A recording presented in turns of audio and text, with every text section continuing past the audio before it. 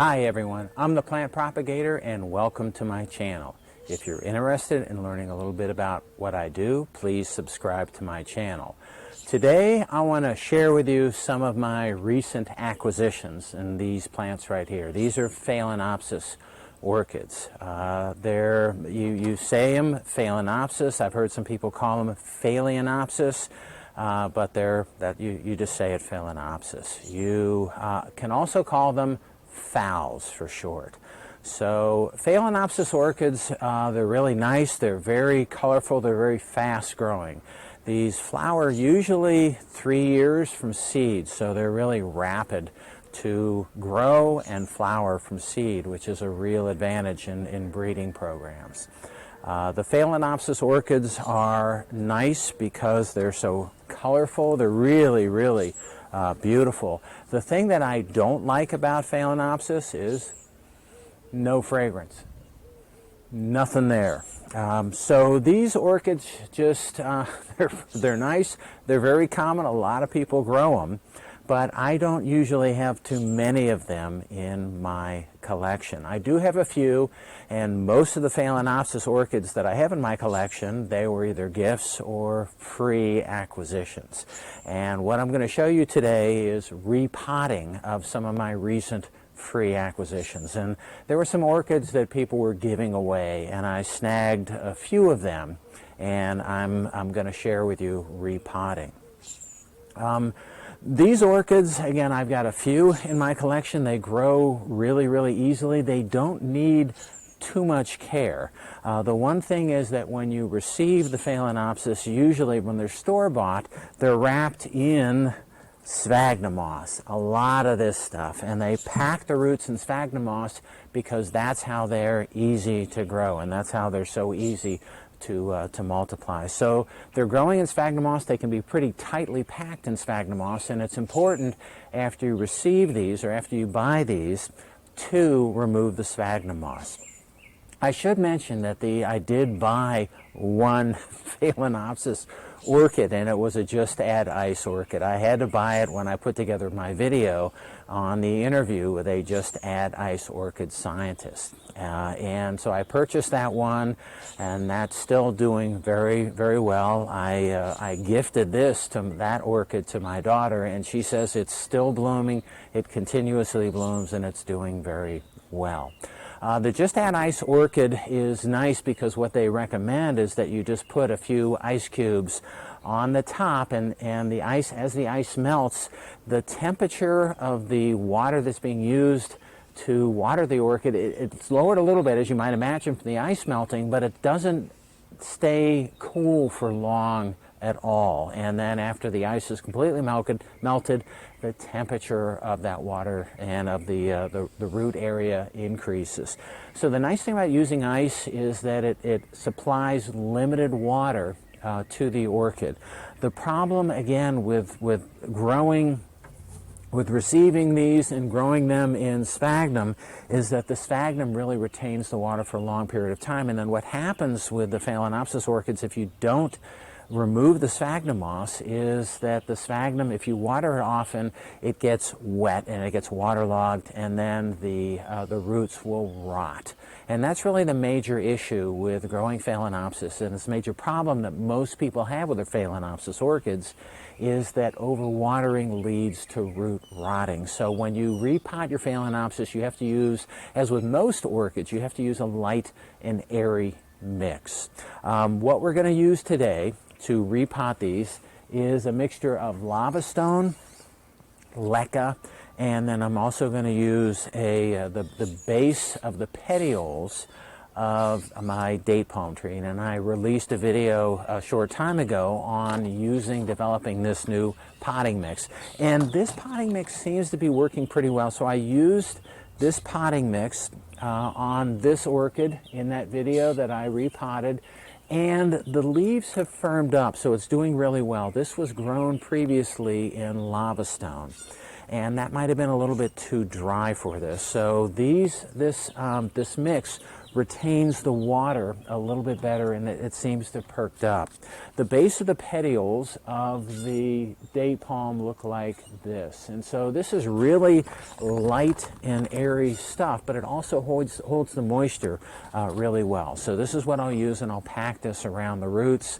And again, because of the airspace in between these chunks of the petioles, you don't have to worry about the roots staying too wet. But you can use bark, you can use lacquer, you can use a number of other different materials.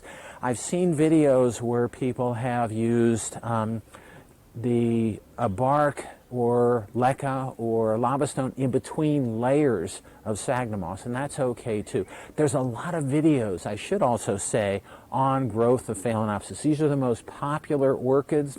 They're very common. They're incredibly easy to grow.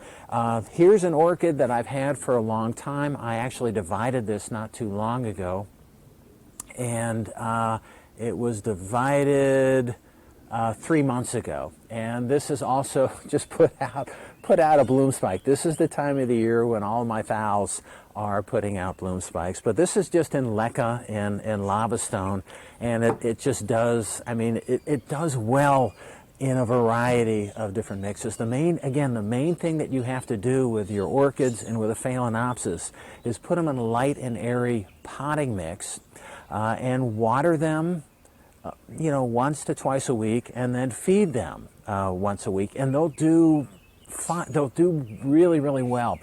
With Phalaenopsis, these orchids like shade. They do not like, they're one of the orchids that doesn't like direct sunlight. Certainly direct sunlight in Southwest Florida will just scorch the leaves. So with my Phalaenopsis orchids, I have these mounted on the date palms in front of my house, and they get shaded from the leaves of the date palm, so they'll get morning and evening sun, which is not very bright. I have some more of my phals are behind my shed, so that's the northern side of my shed, so they don't receive direct sun at all, just bright light, but not direct light. So they don't like bright sunlight. If you're growing these in a windowsill in your home, in areas when it's cool, they can handle the direct sun, but not too much of it if it's too hot. All right, so if the sun is low in the sky, if you're in a northern location in the wintertime, you can keep this in the windowsill. But it's best to have curtain filtered sunlight, not really bright sunlight, but indirect bright light is what these orchids do well. And then they'll bloom for you year after year. And in many cases, they'll just bloom continuously. So what happens with these guys is they put out a bloom spike here, and then the bloom spike splits, and this will bloom, and then they can put out secondary spikes, and they can bloom continually. They're really easy to grow, and the flowers are just beautiful. But like I said, they got nothing for fragrance. So I have a few of these. I have not killed one yet. I still could do that, but they're really great plants, and they're very common. You get these at all the big box stores. You can get them anywhere. So the Phalaenopsis are nice, pretty, very brightly colored plants. Okay, so let's take a look at this one. What I'm going to do is pull the plant out of the pot, take a look at the potting mix, which I assume is going to be sphagnum, and then pull off all of the sphagnum and then put it in its new pot, which is right here. This may be a big plant for this small pot, but we'll see how it goes. All right, so this plant right here, this has a lot going on in here. So I'm going to pull this off, and what we have is just a mass of roots, and the roots here look pretty good. So this really hasn't started to rot yet. It's a really tight mass of roots here, but this is all, I'm poking in through here, it's all sphagnum. So we got to get all of the sphagnum out of here. What happens usually as I'll start unpacking this is the sphagnum that's on the inside, and all the roots are growing on the outside. The nice thing about sphagnum, as we pull this apart, the roots don't really stick to the sphagnum. Once you repot these in another potting mix, the roots the roots are sticking to each other, I'll tell you that. But once you can see there's just, this is what comes out of this thing. Just a mass of, there's just a lot of, it's not tightly packed, so this plant is doing pretty well. But I think it's going to take me a second to unwind this thing, and I think we also might have to put this in a bigger pot, because the root system is really, if you can see it, the root system is really pretty extensive, and it's in pretty good shape. There are some dead roots, and I'll go over with you how I take those off.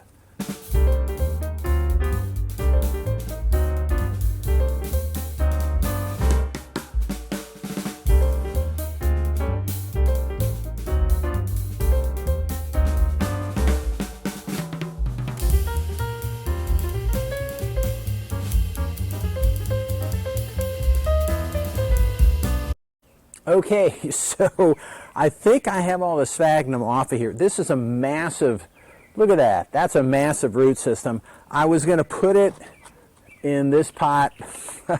That's not going to work, so I need to get a bigger pot. But what I wanted to do was show you some of the roots and what's going to come off. This root system is pretty impressive. But what happens is you have some roots, you can feel the roots, and some of the roots, if they're soft and stringy, then they need to be cut off and removed. They're not, this root system really is pretty impressive. I repotted some other ones earlier today, and some of these had hardly any root system. And so I'll try to rejuvenate those, but this root system is pretty impressive. This has not been abused. It hasn't been in this pot for, well, it's been in the pot for a long time, but it has not, it's not overstayed its welcome. So what I'll do with some of the roots that are soft and damaged, I'll cut those off. But most of the roots on this plant really look nice.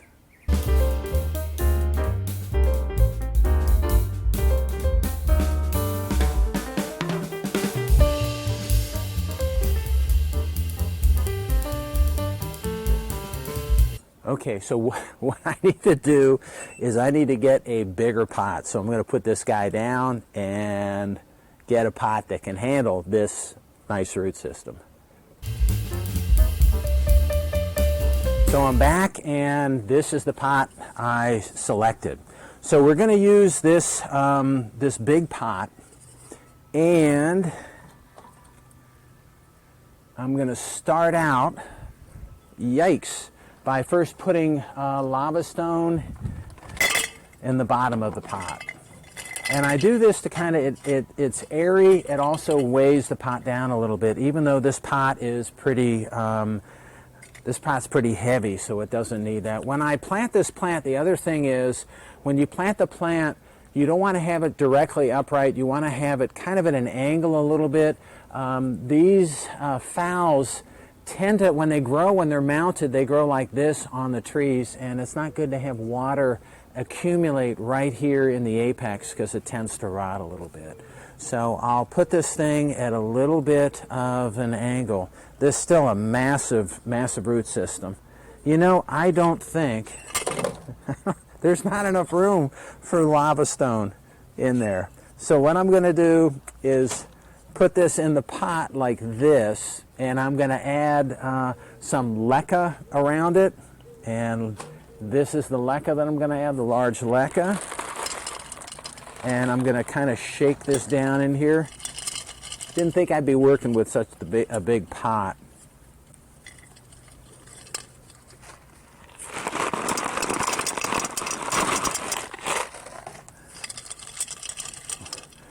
So I'm shaking the leca down in there because the roots are kind of spread throughout, and I want to make sure the leca kind of goes down in the roots to kind of stabilize it a little bit. I got to put this down because the next thing that I'm going to add is the this is the bark, not the bark, the petiole basis.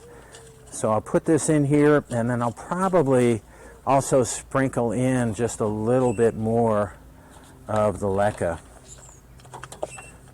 This didn't quite go according to plan, because the root system was so massive. This is the last plant that I've repotted, and the other ones, the root systems were really really poor. They were really severely rotted. So I'm really surprised that there was that many roots on this plant.